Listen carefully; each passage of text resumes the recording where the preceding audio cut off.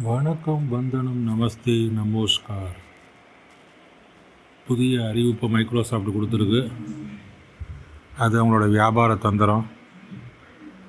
Windows 10லேருந்து Windows 11க்கு மாறணும் அப்படின்னு சொல்லியிருக்காங்க.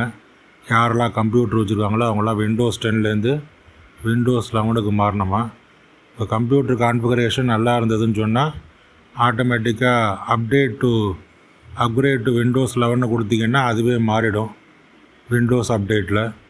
அப்படி இல்லை அப்படின்னு சொன்னால் அதுக்கான ஒரு டூலை கொடுத்துருக்காங்க. அந்த டூலை கொடுத்து அது வழியாக மாற்றணும் அப்படின்லாம் சொல்லியிருக்காங்க. அதாவது வர அக்டோபர் 14 விண்டோஸ் 10ஓட லைஃப் டைம் முடியுதான். அதுக்கப்புறம் விண்டோஸ் 11 தானா. அதுக்கப்புறம் விண்டோஸ் 10க்கான அப்டேட்ஸு, செக்யூரிட்டி அப்டேட்ஸு அதெல்லாம் நாங்கள் போட மாட்டோம் அப்படின்னு சொல்லிட்டாங்க. சரி, அப்படி நீங்கள் மாற்றணும்னா என்ன ஆகும், என்ன பண்ணணும் அப்படின்னு கேட்டிங்கன்னா அதுக்கு செலவு எவ்வளோ ஆகும் அப்படின்னு நம்ம பார்க்கணும். பெரும்பாலும் பார்த்திங்கன்னா உங்கள் கம்ப்யூட்டர் நல்ல ஹை கான்ஃபிகரேஷனாக இருக்கணும் அப்படிங்கிற பட்சத்தில் இதெல்லாம் ஒரு பெரிய பிரச்சனையாக இருக்காது. இப்போ விண்டோஸ் 11க்கு என்ன மாதிரியான கான்ஃபிகரேஷன் அப்படின்னு பார்த்திங்கன்னா ப்ராசஸரை பொறுத்தவரை 1 GHz 2 கோர் 64 பிட் கம்பேட்டபிளாக இருக்கணும். அதாவது இன்டெல் 8th ஜென்ரேஷன் அல்லது AMD Ryzen 2 சீரீஸ் அந்த லெவலில் இருக்கணும். ரேம் 4 GB ரேம் இருக்கணும். ஸ்டோரேஜு 64 GBக்கு மேலே இருக்கலாம். 64 GBயாவது இருக்கணும். System firmware UEFI secure boot capable இருக்கணும். TPM 2.0 ட்ரஸ்டட் பிளாட்ஃபார்ம் மாடியூல் இருக்கணும். Graphics DirectX 12 compatible GPU plus WDDM 2.0 driver இருக்கணும். டிஸ்பிளே 9 inch அல்லது அதற்கு மேல் 720p ரெசல்யூஷன் இருக்கணும். இதெல்லாம் விண்டோஸ் 11க்கு தேவையான விஷயம். இதெல்லாம் ஏற்கனவே விண்டோஸ் 10லேயே போடும்போது கம்ப்யூட்டரில் இருந்ததுன்னா விண்டோஸ் 11 நம்ம மாற்றிக்கலாம். அப்படி இல்லை, இந்த மாதிரி கான்ஃபிகரேஷன் இல்லை அப்படின்னு சொன்னால் அப்போ நம்ம கான்ஃபிகரேஷனே அப்கிரேட் பண்ணணும். சரி, கான்ஃபிகரேஷனாக ஏதாவது ரேமை மாற்றினோம்னா இப்போ 2 GB ரேம் தான் இருக்குது அப்படின்னு சொன்னால் 4 GB ரேம் போட்டாகணும். மற்றபடி இந்த செக்யூரிட்டி அப்டேட்ஸ்லாம் அக்டோபர் 14 வரைக்கும் தான் விண்டோஸ் 10க்கு போகிறதா சொல்லியிருக்காங்க.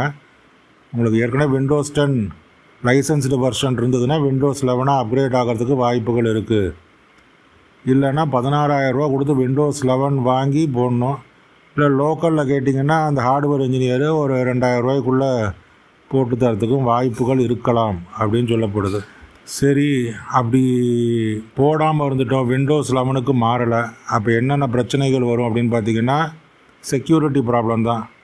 வைரஸ், ஹேக்கிங் இதெல்லாம் பிரச்சனைகள் இருக்குது.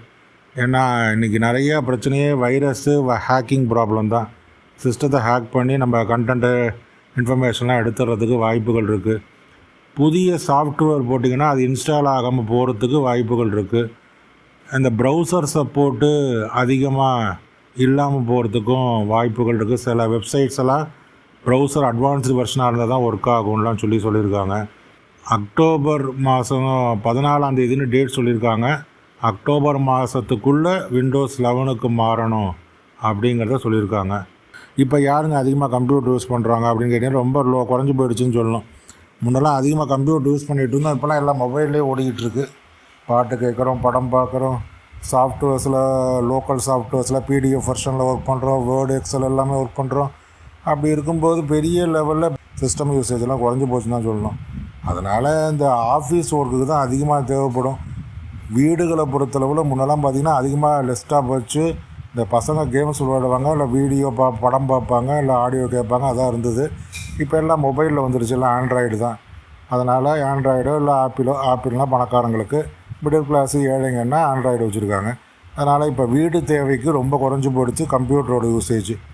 மற்றபடி ஆஃபீஸ் ஒர்க்கில் தான் அது தேவைப்படுது. ஆஃபீஸ் ஒர்க்லேயும் ஸ்மால் ஆஃபீஸ் ஒர்க்கு, இந்த PDF, Excel, power point, word அப்படின்னு சொன்னால் இருக்கிற இந்த அப்டேட்டும் போடாமல் கூட ஒர்க் பண்ணலாம், தப்பு கிடையாது. ரொம்ப பெரிய நெட்வொர்க்கிங்லாம் பண்ணுறோம், கிளைண்ட் சர்வர் ப்ரோக்ராமிங் பண்ணுறோம் அப்படின்லாம் சொன்னால் இந்த தேவைகள் இருக்கும்.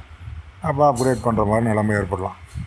ஸோ மற்றபடி ஒரு கம்பல்ஷன் பண்ணித்தான் ஆகணுங்கிறது இல்லை, தேவைப்பட்டால் பண்ணிக்கலாங்கிற நிலைமையில தான் நம்ம யோசிப்போம். நன்றி, வணக்கம்.